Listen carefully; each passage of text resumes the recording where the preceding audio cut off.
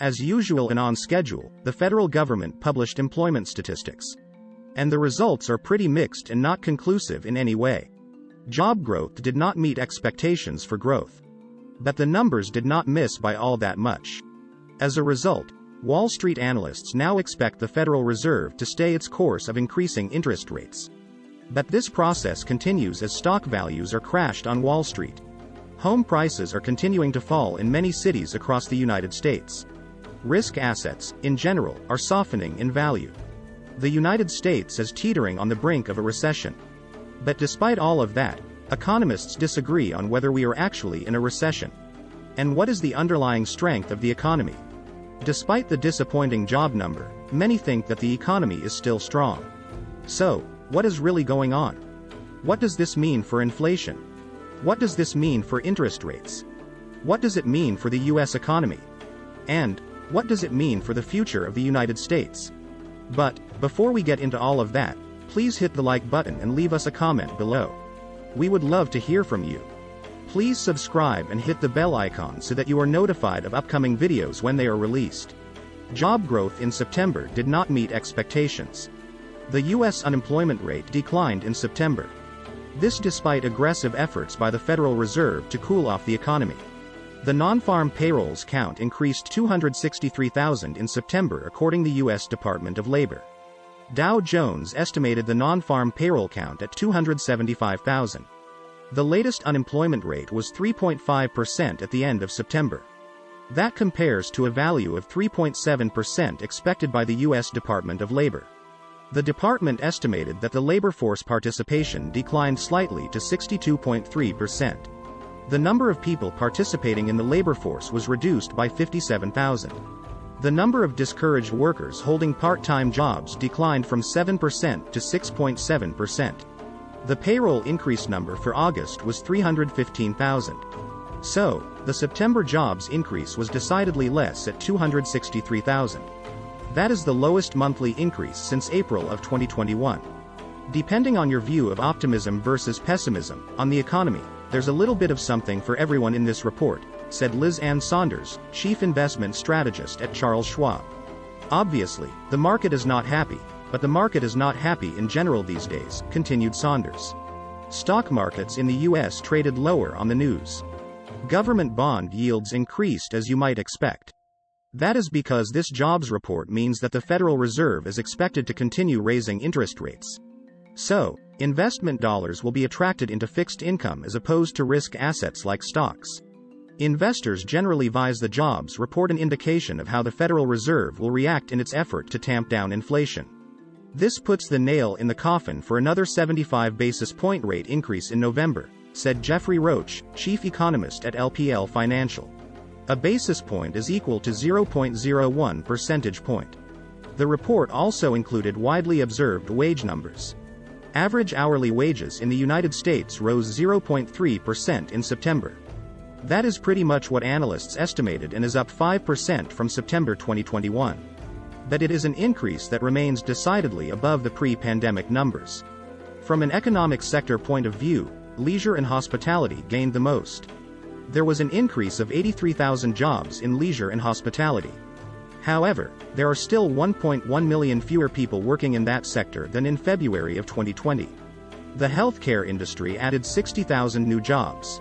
The professional and business services sector added 46,000 new jobs. The manufacturing sector added 22,000 new jobs. Construction employment increased by 19,000 positions. And wholesale distribution positions increased by 11,000 jobs. Conversely, there were 25,000 new government jobs. That was the main reason why the overall total missed analysts' expectations. But state and local government hiring is somewhat more seasonal in nature. Aside from that one anomaly, the report was basically in line with expectations. Above all, the report showed that the U.S. job market is still strong and resilient. Another smaller negative from the report was that financial activities job gains fell 8,000 short of expectations. Similarly, the transportation sector also added 8,000 jobs fewer than expected. The report really just shows that the consumer and corporate side have been very resilient despite the headwinds of the Russia-Ukraine war, rising interest rates and slowing housing market, Roach said. It could add to the story of a soft landing for the economy that for a while seemed fairly elusive, Roach added. The report comes amid raging inflation. And amid a months-long Fed effort to fight inflation with aggressive interest rate increases. Federal Reserve has raised rates 5 times so far this year. The total increase so far this year is 3 percentage points. Wall Street analysts expect the Federal Reserve to continue raising interest rates at least the end of the year. Despite the interest rate increases, the job market has remained strong. Mismatch between supply and demand in the U.S. labor force has created 1.7 job openings for every available worker. As a result, wages have risen. But wage increases are well short of the inflation rate. Inflation is currently running at an annualized rate of 8.3%. We expect the rate hikes to inflict some pain on the economy, said Federal Reserve Chairman Jerome Powell. We expect the unemployment rate to rise to 4.4% in 2023, the Federal Open Market Committee members said in a September press release. The committee is looking for the unemployment rate to stay above 4% over the long term. Wall Street analysts expect the Fed to keep up its rate hikes with another 75 basis point increase at its November meeting. Wall Street analysts also expect another 50 basis point interest rate increase in December. If all of those increases actually occur, then the federal funds rate would be 4.5%. But not everyone agrees that the Federal Reserve is doing the right thing by aggressively raising interest rates. Especially stock investors. Is the Federal Reserve actually causing deflation by raising interest rates while it says that it wants to fight inflation? ARK Fund's CEO Cathie Wood thinks that the Federal Reserve has actually crossed over the line by raising interest rates as far as it has. Wood thinks that the Federal Reserve is focusing on lagging indicators while the situation on the ground is changing quickly. Cathie Wood thinks that Federal Reserve Chairman Jerome Powell is making a huge mistake as he continues to raise interest rates. Inflation is quickly turning into deflation, Wood said. That means the Fed will likely have to pivot away from its interest rate hikes sooner than the market thinks, Wood continued. The Fed should be focusing on real-time developments in the economy that show signs of deflation, Wood added. Many commodity prices have plunged and are trading at or near pre-pandemic levels. Gasoline prices, in particular, have dropped quickly since the June peak of $5 per gallon reached in June. In the pipeline, inflation is turning into deflation, Wood said. Lumber prices are down more than 60%. Copper is down 30%. Iron ore is down 60%. DRAM prices are down 46%. And WTI crude oil is down 35%. Retail company inventories have swollen in the past few months, compounding the reversal of inflation into deflation.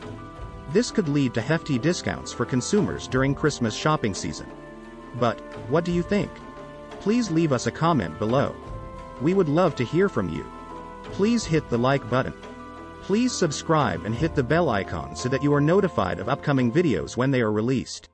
Please share this video on social media. Thank you for watching.